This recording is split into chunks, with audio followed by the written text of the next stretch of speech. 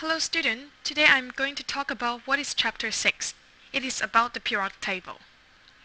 So here is the periodic table. So in this chapter we'll talk about what is it about. And it's appear in your book on page 1. So firstly I would like to talk about changing from metal to non-metal across a period. That is from left to right.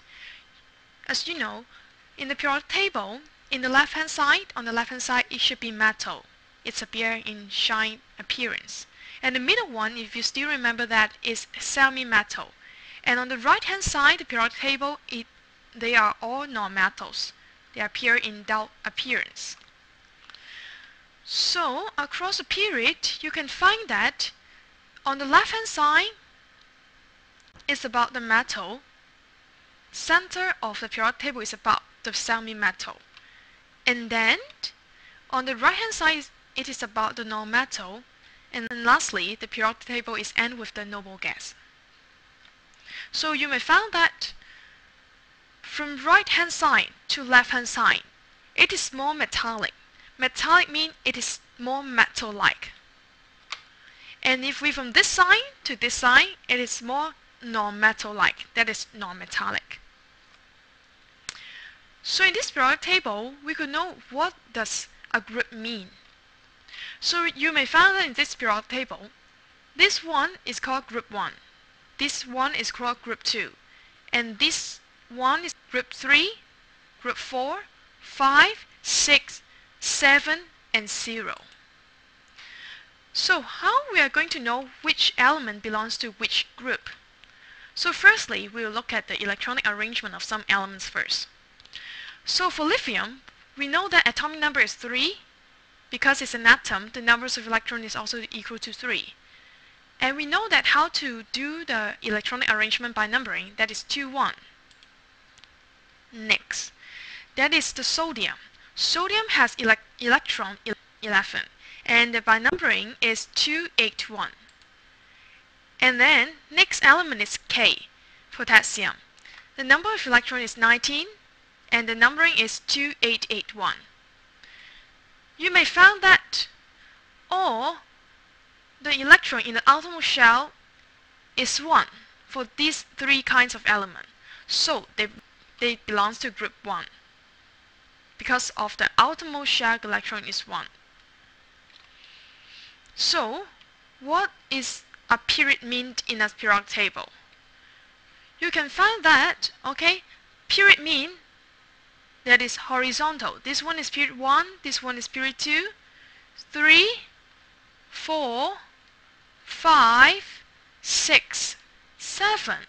And you may ask why the element belongs to period 1 and why this element belongs to period 2. So here I give you an example. It's also talking about its electronic arrangement first. You may find that lithium has 3 electrons. The arrangement is 2, 1. Beryllium has 4 electrons, is 2, 2. Boron has electron of 5, that is 2, 3. You may find that there is 2 occupied electron shell. 2 occupied electron shell, 2 occupied electron shell, and 2 occupied electron shell. Therefore, the number of occupied shell is equal to the period. Because they all equal to 2, they belong to period 2 metals. So, if this group 1 have the outermost shell of electron of 1, they will belong to 1. This one is group 7, they all have outermost shell of electron equal to 7. And group 0, they all have electron equal to outermost shell electron equal to 8.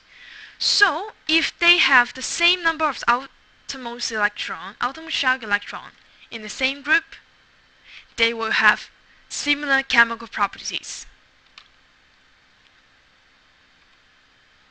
So remember that this is a very important message. If they have the same numbers of outermost shell electrons, they will have the similar chemical properties. That is, group 1 all have 1 outermost shell electron. They will have similar chemical properties. So now I'm going to explain the similarity and the trends of the elements in the same groups. For group 1, they are all silvery solid metal.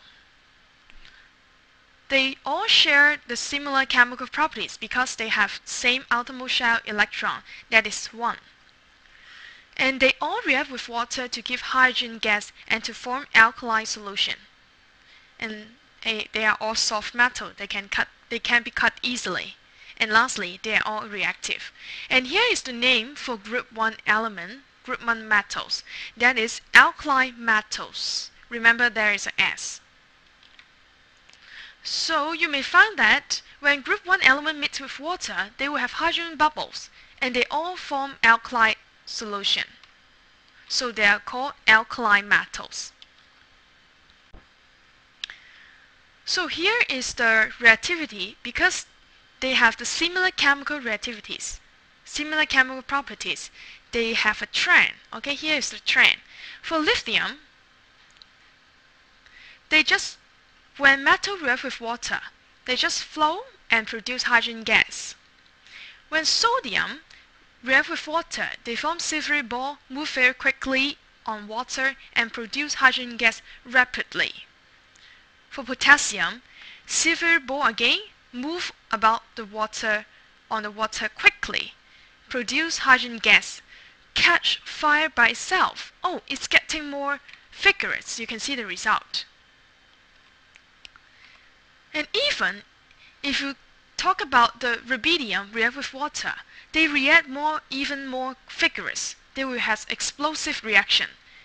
Cesium also, even more vigorous and explosive reaction than rubidium.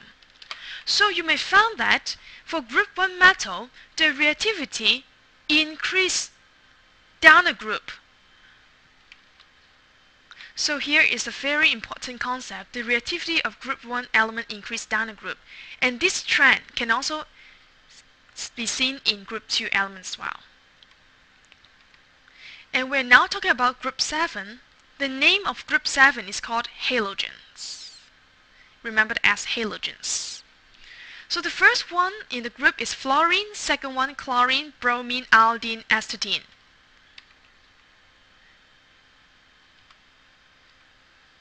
The similarity of group 7 elements, they are all poisonous nonmetal. All are reactive.